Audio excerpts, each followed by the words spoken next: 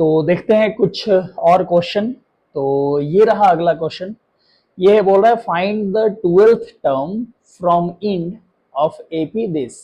तो इस एपी का 12th टर्म फ्रॉम इंड लिखना है।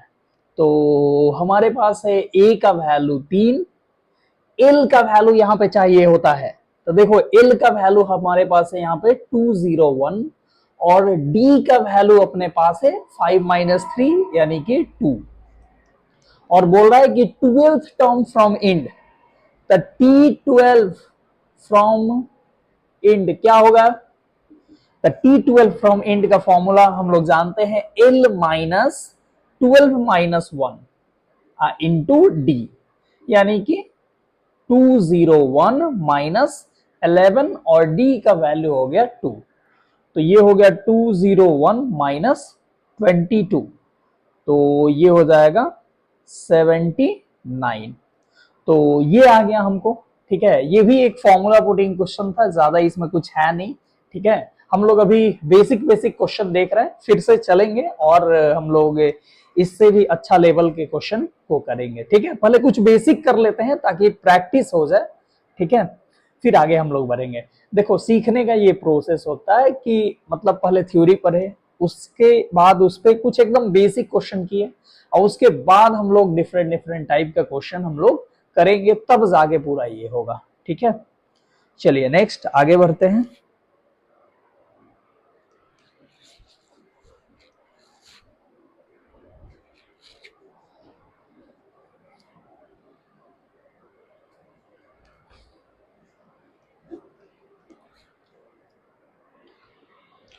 अगला क्वेश्चन है the 6th and 17th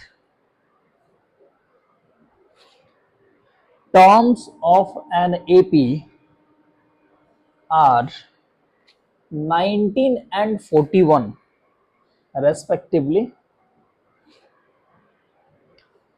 then find 40th term। देखो यहाँ पे 6 और 17th टर्म दिया हुआ है 19 एंड 41। ठीक है, मतलब T6 अपने को दिया हुआ है 19 एंड T17 दिया हुआ है 41।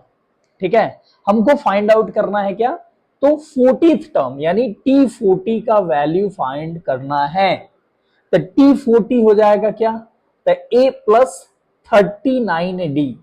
तब देखो ए और डी फाइंड करना हमारा मेन पर्पस है। ए और डी निकल जाएगा तो ये T40 इजीली निकल जाएगा। ठीक है, और ये भी एक वेरी इजी क्वेश्चन है और इसको हम लोग जल्दी से कर लेंगे। ध्यान से देखना, T6 दिया है 19, तो T6 होगा A plus 5D equal to 19 और T17 होगा A plus 16D equal to 41। तो देखो सिंपल सा हो गया, ये इक्वेशन 1 और ये इक्वेशन 2। अब ये A और D में दो इक्वेशन है, दोनों को हम लोग सॉल्व करेंगे और A और D का वैल्यू मिल जाएगा। ठीक है, हम लोग जल्दी से सॉल्व कर लेते हैं। सिंपली माइनस करेंगे तो ये आ जाएगा 11D इक्वल टू, और 41 से हम लोग 90 सब्ट्रैक्ट करें तो 22 आएगा, यानी D का वैल्यू आ गया 2। D का वैल्यू 2 यहाँ पे पुट करें तो A का वैल्यू आ गया 9। तो A और D का वैल्यू हम लोग यहाँ पे रख देते हैं। ठीक है, यहाँ पे हम जल्दी से निकाल दिए।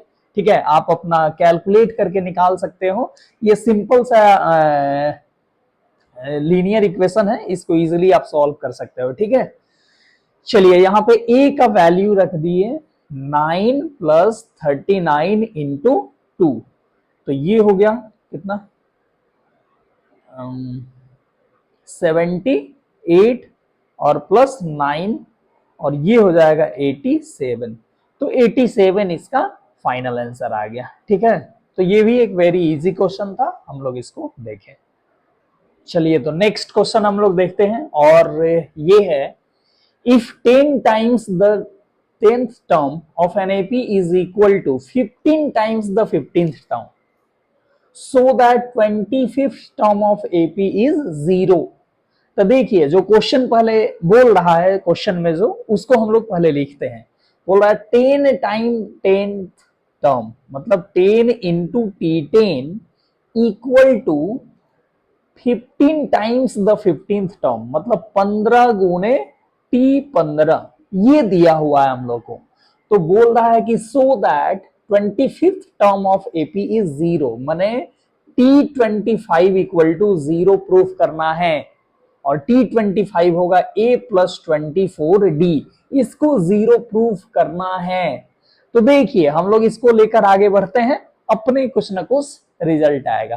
तो ध्यान से देखिए, ये 10 को काट सकते हो, 2 5 10 और 3 5 15, तो 2 इंटू T10 होगा A plus 9D equal to 3 times T15 होगा A प्लस 14D।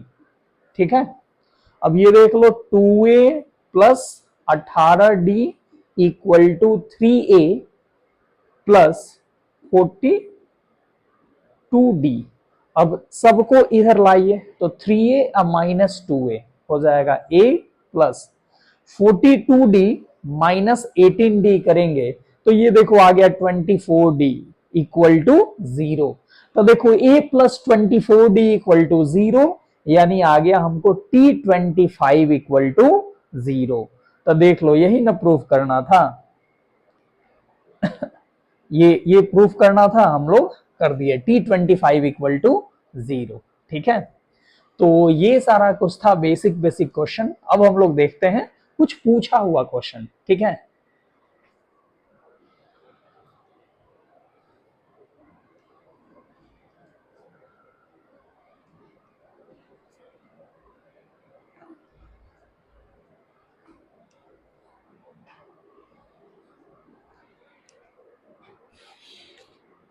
देखिएगा ये एक क्वेश्चन है, बोल रहा है if 19th term of a non zero AP is zero, then 49th term is to 29th term बराबर व्हाट। ठीक है, देखिए ये क्वेश्चन जो है वो 2019 में पूछा हुआ है, जेईई मेन 2019 में पूछा हुआ ये क्वेश्चन है। ठीक है, इसको हम लोग देखते हैं। बोल रहा है कि if 90th term of a non zero AP is zero, ठीक है, मतलब T19 का वैल्यू जीरो है, यानी A plus 18D equal to है जीरो। ठीक है, यहां से A को हम लोग माइनस 18D लिख सकते हैं। बोल रहा है कि 49th term is to 29th term बताना है, मतलब T49 अपॉन T29 का वैल्यू बताना है। तो देख लो T49 हो जाएगा A प्लस 48D अब बट्टा A प्लस 28D। अब देख लो A का वैल्यू रख दो माइनस 18D, तो ये हो जाएगा माइनस 18D प्लस 48D अब बट्टा माइनस 18D प्लस 28D। तब देखो 28 माइनस 18 हो गया 30D बटा, और ये हो गया 28 में से 18 गया तो 10D, और ये कट के आ गया 3 इसका आंसर हो गया। ठीक है, काफी आसानी से ये बन गया। ये जेईई मेन में पूछा हुआ क्वेश्चन है एपी का, और ये काफी सिंपल क्वेश्चन ये एक कहा जा सकता है कि पूछा हुआ है। ठीक है, चलिए नेक्स्ट हम लोग आगे बढ़ते हैं।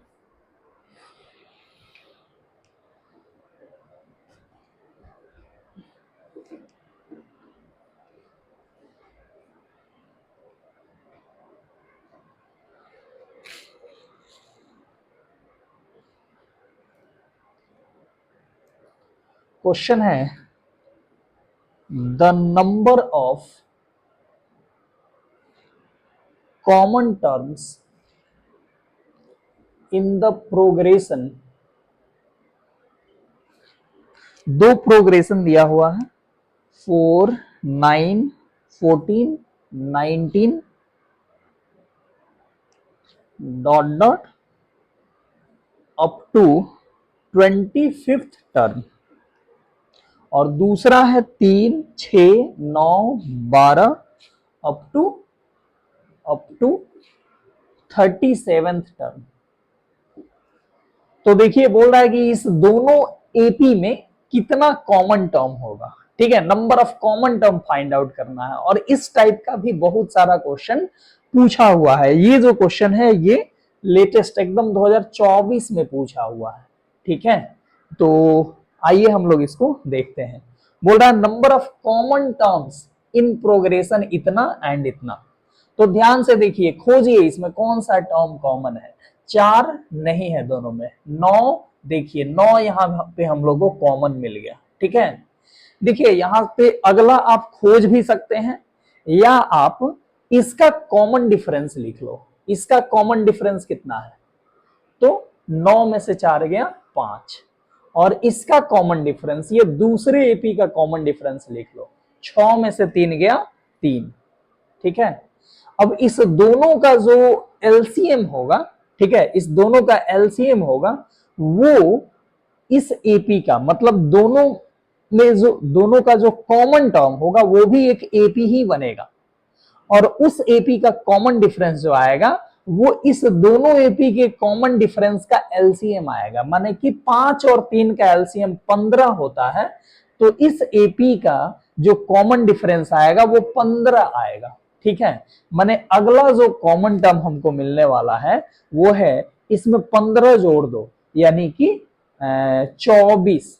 24 दोनों में होगा, आप देख सकते हो 19 में 5 जोड़ोगे तो 24 आएगा, और यहां देखो 12 में 3 3 जोड़ते जाओ, है ना, 12 3 15, 15 3 18, 18 3 21 और 21 3 24, ठीक है। तो देख रहे हो 24 दोनों का कॉमन टर्म है, ठीक है। फिर इसमें 15 जोड़ दो तो ये आ जाएगा 39, है ना। तो ये जो एपी बनेगा ये दोनों का कॉमन टर्म से ये एपी बनेगा, ठीक है। तो ये एपी बनेगा तो आपको गिनना है, इसमें बताना है कि कितना इसका नंबर ऑफ टर्म होगा, ठीक है। तो इसके लिए आपको जरूरत पड़ेगा इसका लास्ट टर्म फाइंड आउट करना। तो ध्यान से देखिए, ये जो है वो 25th टर्म तक जा रहा है, पहला जो एपी है वो 25th टर्म तक जा रहा है, ठीक है।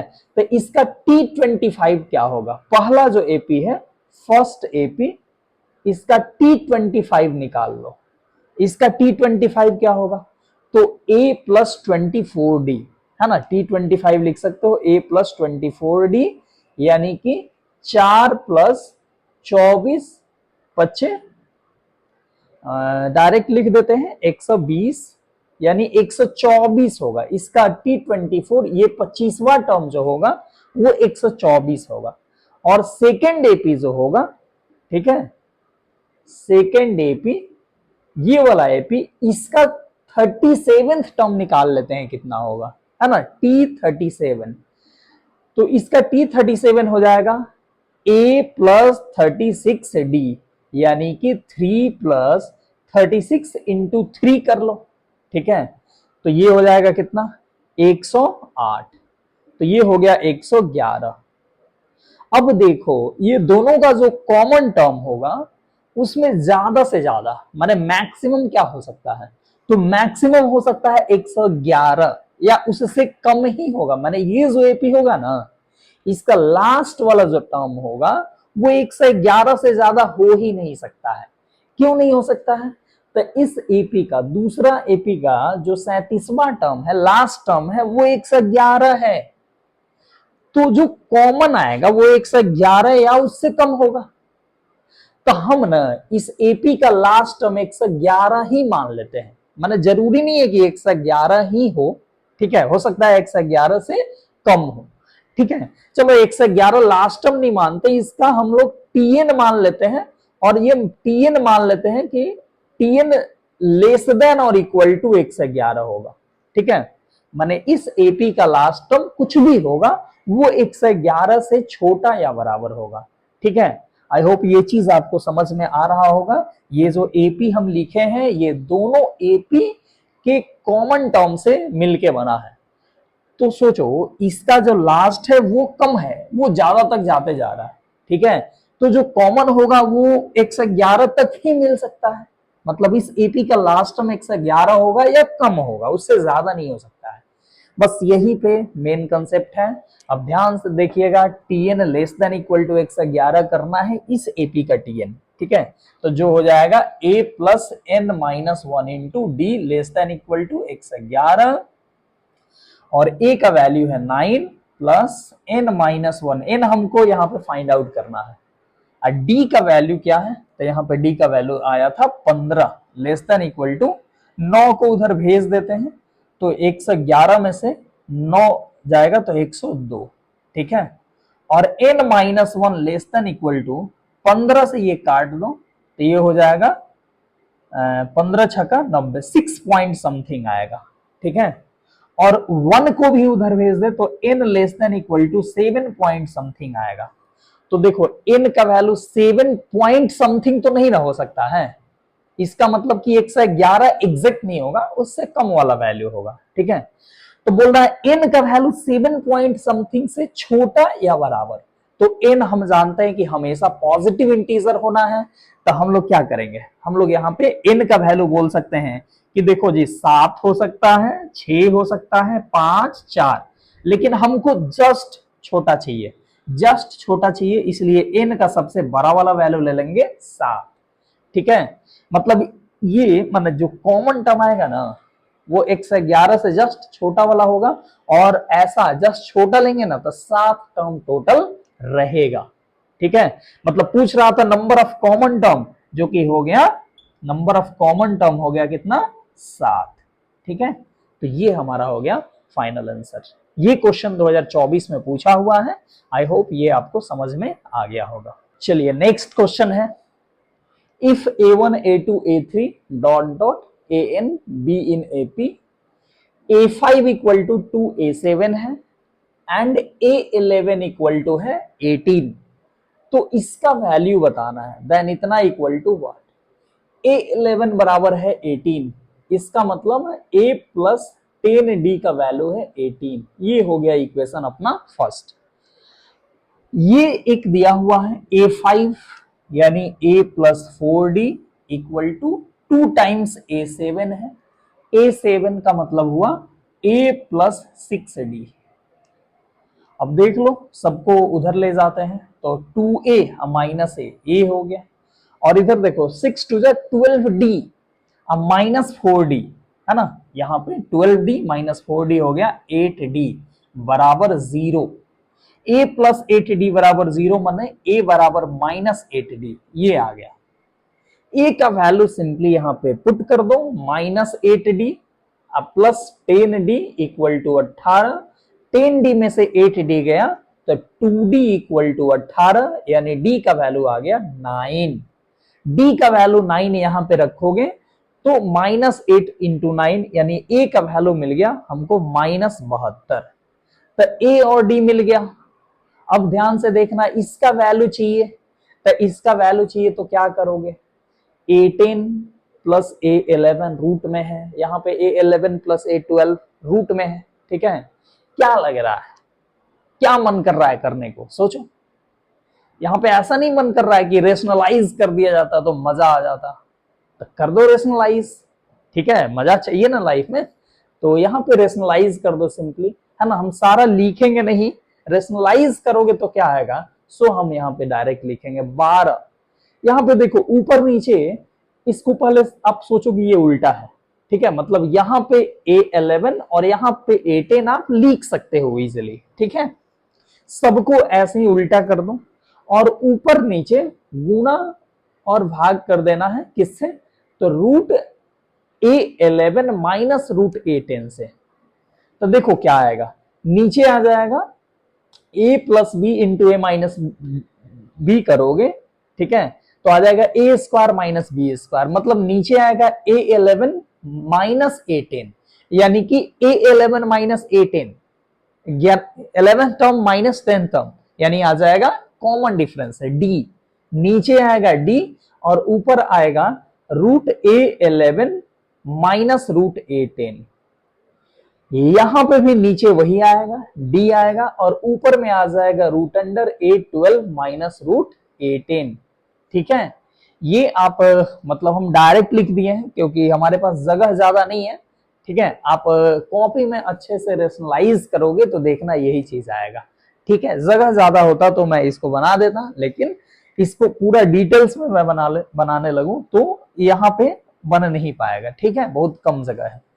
फिर और देखो होना भी चाहिए, आपको भी प्रैक्टिस इसी चीज का करना है कि कम मतलब कि स्पेस यूज करके कम टाइम में, ठीक है। ज्यादा लिखोगे तो क्या होगा, ज्यादा लिखोगे तो मतलब कि टाइम किल होगा, है ना। और आपके पास टाइम जो है वो लिमिटेड है, एग्जाम में लिमिटेड टाइम है ना। ज्यादा टाइम यूज करने लगो तो पता चले कि मतलब लिखते रह गए और आपका मतलब क्वेश्चन बहुत ज्यादा नहीं बना पाओगे, ठीक है। तो कोशिश करना है कि कम से कम लिख कर मतलब ज्यादा कैलकुलेशन माइंड में ही करके बना लें, तो उससे आपको फायदा होगा, है ना। उससे आप ज्यादा से ज्यादा क्वेश्चन बना पाओगे, है ना।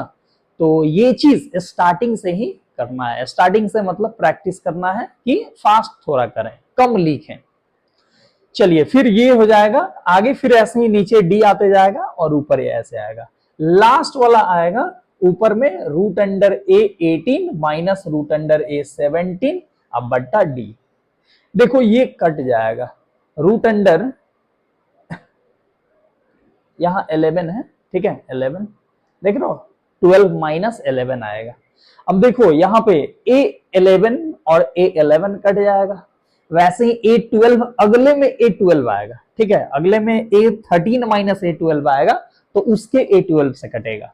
फिर ऐसे ही चेन वाइज ना सारा कट जाएगा यहां तक, और नीचे एलसीएम लोगे तो बचेगा डी, तो 12 अब बट्टा डी का भी वैल्यू है 9 रख दो यहाँ पे, और यहां पे बचेगा लास्ट में A18 रूट अंडर A18 जिसको A प्लस 17D लिखोगे, और माइनस रूट अंडर A10 बचेगा जिसको लिखोगे A प्लस 9D, ठीक है। ये आ गया, काट कुट करो, 3 3 जा 9 और 4 3 जा 12, और ये बच गया 4/3 A प्लस 17D। A है माइनस 72 और ये हो गया कितना 17 इंटू 9, तो ये हो गया प्लस में 153 माइनस रूट अंडर माइनस 72, और फिर ये डी का वैल्यू 9 यहां पे रखोगे तो प्लस 81, ठीक है। बस अब कैलकुलेशन कर देना है, हम यहाँ पे कर दे रहे हैं डायरेक्टली। 153 हम माइनस 72 करेंगे तो ये आ जाएगा 81, मतलब ये आ गया 9 माइनस, और ये आ गया 3, तो 9 माइनस 3 आ गया 6, तो ये आ गया फाइनली आपका 8, ठीक है। ये 3 से ये 2 बार में कट जाएगा तो 4 दूनी 8 आंसर आ गया, ठीक है। तो देखिए इस इतने बड़े क्वेश्चन को हम लोग एक बोर्ड में इजीली बना लिए, ज्यादा डिटेल्स में ले जाते हैं तो ये एक बोर्ड में नहीं बन पाता, इसीलिए इसको जल्दी मतलब थोड़ा सा हम कैलकुलेशन यहाँ पे कम किए हैं, ठीक है। अगर आपको समझ में नहीं आया तो एक एक स्टेप लिख के और बनाओ तो इजीली ये आपसे बन जाएगा, ठीक है। चलिए तो देखते हैं आगे हम लोग नेक्स्ट क्वेश्चन। तो ये रहा नेक्स्ट क्वेश्चन, और ये भी क्वेश्चन पूछा हुआ है जेईई मेन 2024 में। तो चलिए इस क्वेश्चन को हम लोग देखते हैं। बोल रहा है कि इन NAP A6 equal to 2, A6 अपने को गिवन है, बोल रहा है if the product A1 A4 A5 is the greatest then the common difference of AP is, इसका कॉमन डिफरेंस पूछ रहा है। अच्छा एक चीज मैं यहाँ पे बताना चाहूंगा कि वह स्टूडेंट जो एकदम बेसिक से पढ़ रहे हैं वो इस क्वेश्चन को स्किप कर सकते हैं, मतलब वह स्टूडेंट जो मैक्सिमा मिनिमा नहीं पढ़े हैं अभी वो इस क्वेश्चन को छोड़ दे तो बेहतर होगा, है ना। या अगर आप मतलब मैक्सिमा मिनिमा पढ़े हो, अगर फिजिक्स में स्टार्टिंग में तो पढ़ाई होता ही है, तो अगर वहां से पढ़े हो या किसी भी थ्रू मतलब कहीं से भी पढ़े हो अगर मैक्सिमा मिनिमा, तो ही इस क्वेश्चन को देखो, अदरवाइज इस क्वेश्चन को स्किप कर दो, ठीक है, क्योंकि इसमें मैक्सिमा एंड मिनिमा के कंसेप्ट का यूज होने वाला है। तो चलिए इस क्वेश्चन को हम लोग बनाते हैं। बोल रहा है A6 इक्वल टू 2, यानी A plus 5D equal to है 2, ठीक है, यानी A को लिख सकते हो 2 माइनस 5D। अब बोल रहा है if the product A1 A4 A5 is the greatest, इस प्रोडक्ट को P मान लेते हैं, A1 A4 A5, इसको ग्रेटेस्ट करना है, मैक्सिमाइज करना है, और उसी मैक्सिमाइज के लिए D बता देना है कि क्या होगा। ठीक है, A1 का मतलब A, A4 का मतलब A प्लस 3D, और A5 मतलब हो गया A प्लस 4D। अब देखो हमको D चाहिए, तो हम लोग कोशिश करेंगे कि ये सबको D में बदल दें, ताकि मैक्सिमम जैसे करें हमको D का वैल्यू निकल आए। तो A को लिख सकते हो 2 माइनस 5D, और यहां 2 माइनस 5D प्लस 3D करोगे तो 2 माइनस 2D हो जाएगा, और यहां 2 माइनस 5D करोगे तो 2 माइनस 5D प्लस 4D करोगे तो 2 माइनस D हो जाएगा। अब सिंपली हम लोग इसको पहले मल्टीप्लाई कर देते हैं, तो ये आ जाएगा 2 टू द 4, और minus 4D minus 10D minus 14D, अब प्लस 10D स्क्वायर, अब फिर आ गया 2 माइनस D। अब फिर से इसको भी गुना कर लेते हैं, तो ये आ जाएगा 4 इंटू 2 8, अब माइनस D माइनस 4D, अब माइनस 28D माइनस 32D। ठीक है, फिर ये हो गया, इसको फिर इससे गुना करेंगे तो 14D स्क्वायर, अब प्लस 20D स्क्वायर, ये हो जाएगा 34D स्क्वायर, और फिर ये हो गया माइनस 10D क्यूब। तो ये आ गया प्रोडक्ट। अब इस प्रोडक्ट का हमको मैक्सिमम वैल्यू चाहिए, तो इसको डिफरेंशिएट कर देते हैं डी के रेस्पेक्ट में।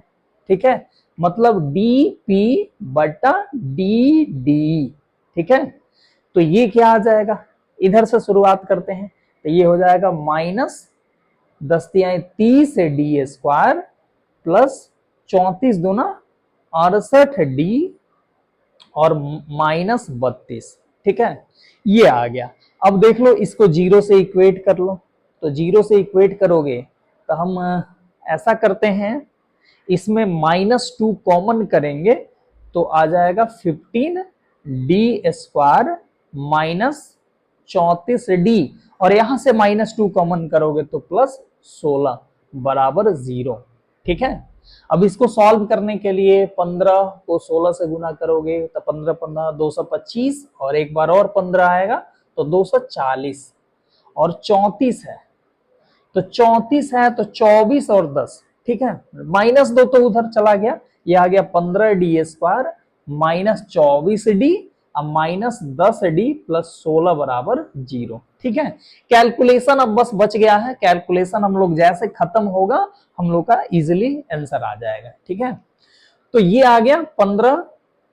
इसमें कॉमन क्या आ जाएगा, तो इसमें कॉमन दिख रहा है हमको 3D, और इसमें कॉमन क्या दिख रहा है, तो इसमें कॉमन दिख रहा है -2। ठीक है, 3D -2, तो दोनों ही जगह आने वाला है आपको 5D माइनस 8 बराबर 0। ये आ गया, यानी D का वैल्यू हो गया 2/3 और 8/5। ठीक है, ये आ गया। अब आपके पास मैक्सिमाइज करने का दो मेथड है, एक है कि डबल डेरिवेटिव से, मतलब एक बार और डिफरेंशिएट करके चेक कर सकते हैं, या नहीं तो सिंगल डेरिवेटिव टेस्ट से भी इसका साइन स्कीम निकाल के हम लोग देख सकते हैं। ठीक है, तो देख लो दोनों में से जो अच्छा लगे। हम लोग फर्स्ट डेरिवेटिव टेस्ट का ही यूज कर लेते हैं, 2/3 और यह है 8/5। हाईएस्ट पावर का कोफिशिएंट जो है वो निगेटिव है, यानी यहां हो गया माइनस प्लस माइनस। तब देखो ये डिक्रीजिंग से इंक्रीजिंग, यानी यहां पे हमको मिनिमम मिलेगा, और इंक्रीजिंग से डिक्रीजिंग है ना, ये इंक्रीजिंग है, यहाँ पे डेरिवेटिव पॉजिटिव हो रहा है तो इंक्रीजिंग है, यहाँ डेरिवेटिव निगेटिव पे डिक्रीजिंग हो रहा है, तो इंक्रीजिंग से डिक्रीजिंग जाओगे तो यहाँ पे हमको मिल जाएगा मैक्सिमम। ठीक है, और ये सारा डी का वैल्यू है, तो हमसे बोल रहा है कि ये प्रोडक्ट मैक्सिमम हो तो डी का वैल्यू क्या होगा, तो डी का वैल्यू हो जाएगा 8/5। तो ये क्वेश्चन था जेईई मेन 2024 में पूछा हुआ। ठीक है, आप इसको आई होप समझे होंगे अच्छे से, नहीं समझे होंगे तो एक बार और देखिए और बनाने की कोशिश कीजिए, समझने की कोशिश कीजिए, समझ में आ जाएगा। और इस टाइप का जो क्वेश्चन होता है वो जेईई मेन का फेवरेट होता है, ठीक है, मैक्सिमा मिनिमा को इंटर कर देना और ये सब टाइप, है ना। देखो यहाँ पे एपी का जो कंसेप्ट था वो बस यहाँ था और यहाँ बस इतना सा है, उसके बाद तो मैक्सिमा मिनिमा का कंसेप्ट है, ठीक है। तो इस टाइप का क्वेश्चन जेईई में आसानी से पूछता है, ठीक है, मतलब 2-3 टॉपिक से मिला के।